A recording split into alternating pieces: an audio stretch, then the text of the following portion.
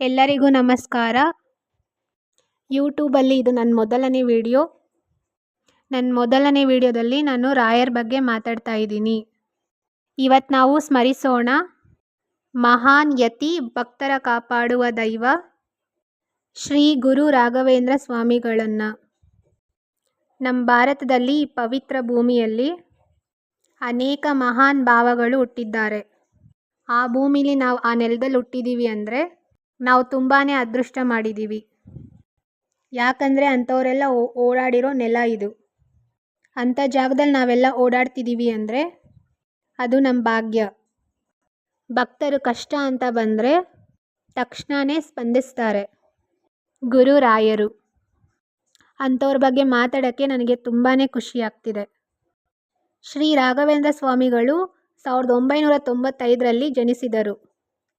ರಾಘವೇಂದ್ರ ಸ್ವಾಮಿಗಳು 1595ರಲ್ಲಿ ಜನಿಸಿದ್ದರು. ಅವರು ತಮಿಳುನಾಡಿನ ಭುವನಗಿರಿ ಅನ್ನೋ ಸ್ಥಳದಲ್ಲಿ ಹುಟ್ಟಿದರು. ಮೊದಲು ಅವರಿಗೆ ವೆಂಕಟನಾಥ ಅನ್ನೋ ಹೆಸರಿತ್ತು. ಅವರು ಬಾಲ್ಯದಿಂದನೇ ತುಂಬ ಮೇಧಾವಿ, ವೇದಶಾಸ್ತ್ರಗಳಲ್ಲಿ ಪಂಡಿತರಾಗಿದ್ದರು. ತುಂಬ ಬುದ್ಧಿವಂತರು, ಪ್ರತಿಯೊಂದು ತಿಳಿದವರು ಗುರುರಾಯರು. ಆದರೆ ಅವರು ಜೀವನದಲ್ಲಿ ತುಂಬ ಕಷ್ಟಪಟ್ಟಿದ್ರು. ಬಡತನ ಅವರಿಗೆ ಯಾವ ರೀತಿ ಪರೀಕ್ಷೆ ಮಾಡ್ತಿತ್ತು ಅಂದರೆ, ಆ ಜಾಗದಲ್ಲಿ ಬೇರೆ ಯಾರಾದರೂ ಇದ್ದಿದ್ದರೆ ಅವರು ಏನಾಗ್ತಿದ್ರು ಅಂತ ಊಹಿಸ್ಕೊಳ್ಳೋಕ್ಕೂ ಆಗ್ತಿರಲಿಲ್ಲ.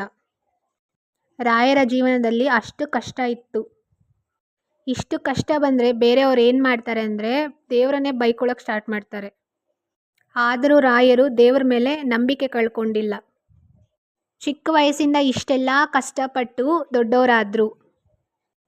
ಆ ನಂತರ ಅವರು ಸನ್ಯಾಸತ್ವ ಸ್ವೀಕರಿಸಿದರು. ಶ್ರೀ ರಾಘವೇಂದ್ರ ತೀರ್ಥರು ಎಂದು ಪ್ರಸಿದ್ಧರಾದರು. ಆಮೇಲೆ ತುಂಬಾ ಪವಾಡಗಳು ಮಾಡ್ಕೊಂಡು ಬಂದರು. ಅವ್ರ ಪವಾಡಗಳ ಬಗ್ಗೆ ಈ ಒಂದು ವಿಡಿಯೋದಲ್ಲಿ ಮಾತಾಡೋಕ್ಕೆ ಆಗೋಲ್ಲ. ಅಷ್ಟು ಪವಾಡಗಳು ಮಾಡ್ಕೊಂಡು ಬಂದಿದ್ದಾರೆ ರಾಘವೇಂದ್ರ ಸ್ವಾಮಿಗಳು. ಎಲ್ರಿಗೂ ಒಳ್ಳೇದು ಮಾಡ್ತಾ ಎಲ್ಲರ ಜೀವನದಲ್ಲಿ ಬೆಳಕಾಗಿ ತುಂಬಾ ಪುಣ್ಯ ಸಂಪಾದನೆ ಮಾಡಿದರು ರಾಯರು. ಆಮೇಲೆ ರಾಯರು ಮಂತ್ರಾಲಯದಲ್ಲಿ ಜೀವಂತ ಬೃಂದಾವನ ಪ್ರವೇಶ ಮಾಡಿದರು. ಈಗಲೂ ರಾಯರು ಭಕ್ತರ ಕೋರಿಕೆಗಳನ್ನ ಪೂರೈಸ್ಕೊಂಡು ಬಂದಿದ್ದಾರೆ. ಅಷ್ಟು ಲಕ್ಷಾಂತರ ಜನರು ರಾಯರನ್ನು ನಂಬಿ ಹೋಗ್ತಾರೆ. ರಾಯರು ಅವರ ಜೀವನದಲ್ಲಿ ಮಾಡಿರೋ ಪವಾಡ ಎಂಥದ್ದು ಅಂದರೆ, ರಾಯರು ಅನ್ನೋ ಹೆಸರು, ರಾಯರನ್ನು ನೋಡಿದ್ರೇ ಕಣ್ಣೀರು ಬರುತ್ತೆ. ಯಾರೇ ಆಗಿರಲಿ ನಂಬಿಕೆಯಿಂದ ರಾಯರನ್ನು ಪ್ರಾರ್ಥಿಸಿದ್ರೆ ಅವರ ಕಷ್ಟಗಳಿಗೆ ರಾಯರು ಅಷ್ಟು ಬೇಗ ಸ್ಪಂದಿಸ್ತಾರೆ. ಇವತ್ತು ನಮ್ಮ ಜೀವನದಲ್ಲಿ ಸಮಸ್ಯೆ ಇರಬಹುದು, ಆದರೆ ರಾಯರ ಮೇಲೆ ಭಕ್ತಿ ಮತ್ತು ಶ್ರದ್ಧೆ ಇಟ್ಟರೆ ಎಲ್ಲವೂ ಸರಿಯಾಗುತ್ತದೆ. ನೀವು ನಂಬಿ ರಾಯರ ಹತ್ರ ಹೋದರೆ ರಾಯರು ನಿಮ್ಮ ಜೀವನದಲ್ಲಿ ಬದಲಾವಣೆ ತರ್ತಾರೆ. ನಿಮ್ಮ ಜೀವನದಲ್ಲೂ ಖಂಡಿತ ಬದಲಾವಣೆ ಅನ್ನೋದಾಗುತ್ತೆ. ಓಂ ಶ್ರೀ ಗುರು ರಾಘವೇಂದ್ರ ಅಂತ ಕಮೆಂಟ್ ಮಾಡಿ. ನಿಮ್ಮ ಜೀವನದಲ್ಲಿ ರಾಯರು ಬಂದಿದ್ದರೆ ಬಂದ ನಂತರ ನಿಮ್ಮ ಜೀವನ ಯಾವ ರೀತಿ ಬದಲಾಗಿದೆ ನಿಮ್ಗೆ ಹೇಳ್ಬೇಕು ಅಂತ ಅನಿಸಿದರೆ ಕಮೆಂಟಲ್ಲಿ ಕಮೆಂಟ್ ಮಾಡಿ ತಿಳಿಸಿ.